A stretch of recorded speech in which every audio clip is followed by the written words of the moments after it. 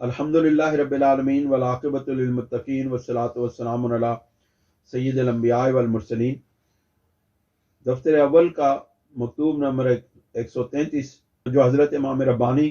مجدد الفسانی رضی اللہ تعالیٰ عنہ نے ملا محمد صدیق رحمۃ اللہ علیہ کی طرف لکھا تھا، اور اس میں آپ نے یہ جو فرصت کے لمحات ہیں دنیا کے اندر، یہ جو فرصت کا وقت ہے، اس کو غنیمت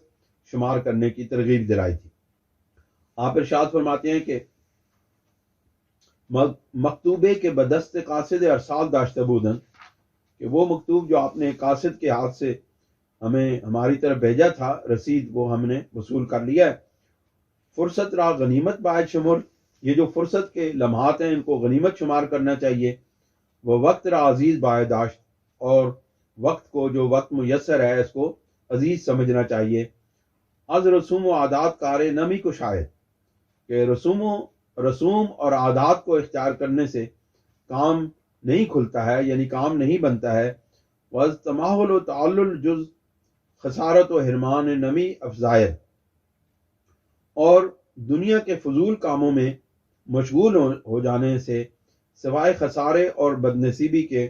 اور کچھ حاصل نہیں ہوتا ہے۔ مخبر صادق علیہ وعلیٰ علیہ الصلاۃ و تسلیمات فرمود حلق المصوفون سوف افعل، کہ حضور سرور دو عالم صلی اللہ علیہ وسلم نے ارشاد فرمایا کہ ہلاک ہو گئے وہ لوگ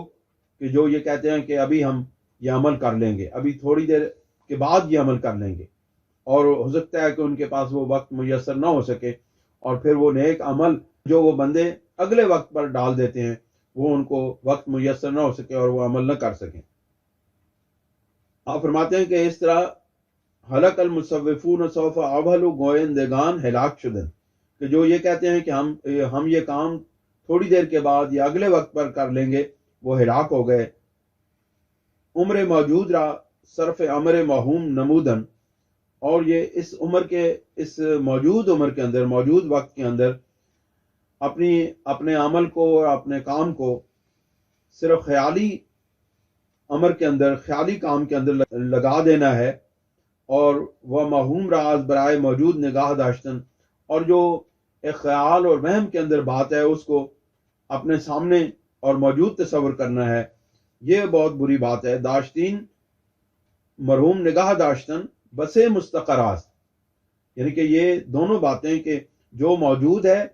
اس کو وہم خیال کرنا، اور جو وہم ہے اس کو حقیقت کا رنگ دے دینا، یہ بہت ہی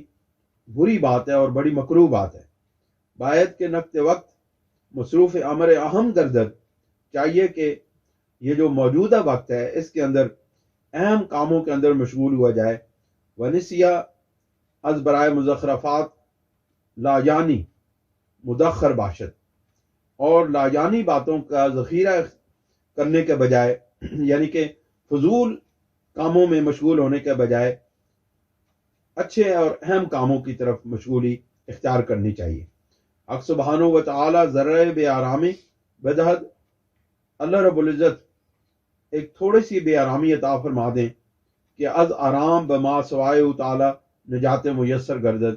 تاکہ اللہ رب العزت کے علاوہ دوسری چیزوں کے ساتھ آرام پکڑنے میں اللہ تعالیٰ اس سے نجات عطا فرما دیں۔ یعنی جس وقت اللہ رب العزت کی طرف سے کوئی تکلیف یا مصیبت آتی ہے تو بندہ اللہ رب العزت کے قریب ہو جاتا ہے، اور اللہ رب العزت کو یاد کرتا ہے، اور اس سے معافیاں مانگتا ہے، اور پھر اسے اپنی تکلیف رفع کرنے کی، خلاصی کی دعائیں کرتا ہے۔ آپ فرماتے ہیں کہ کاش کہ اللہ رب العزت کی طرف سے کوئی اس طرح کی تکلیف میسر ہو جائے کہ جو بندے کو اللہ رب العزت کے سوا باتوں میں مشغول ہونے کے بجائے رب تعالیٰ کی طرف رجوع کرنے کا موقع میسر فرما دیں۔ گفتگو ما اصل نہ دارد سلامت قلب می طلبن، آپ فرماتے ہیں صرف باتیں کرنے سے کچھ حاصل نہیں ہوتا، بلکہ قلب کی سلامتی کو طلب کرنا چاہیے۔ فکر بر اصل باید کرد و ازمال آیانی اے راز تام باید نمود، اصل بات کی فکر کرنی چاہیے، یعنی سلامتی قلب کی فکر کرنی چاہیے، اور سلامتی قلب کا نتیجہ یہ نکلتا ہے کہ بندہ اپنے رب کی طرف رجوع کرتا ہے، اور اپنے رب کے ساتھ اس کا تعلق مضبوط ہوتا چلا جاتا ہے۔ آپ فرماتے ہیں بس اس اصل بات کی فکر کرنی چاہیے اور لاجانی باتوں یعنی فضول باتوں سے اعراض کرنا چاہیے اور ان سے دوری اختیار کرنی چاہیے۔ پھر آپ ایک شعر لکھتے ہیں کہ ہر چیز جز عشق خدائے احسن است، گر شکر خوردن بود جان کندن است، کہ اللہ رب العزت کے عشق کے سوا جو کچھ بھی ہے اگر وہ اچھی بات کیوں نہ ہو، جیسا کہ اگر کوئی شکر کھائے تو پھر بھی جان تو نکل ہی جاتی ہے، یعنی کہ اگر کوئی اچھی انواع و اقسام کے کھانے کھاتا رہے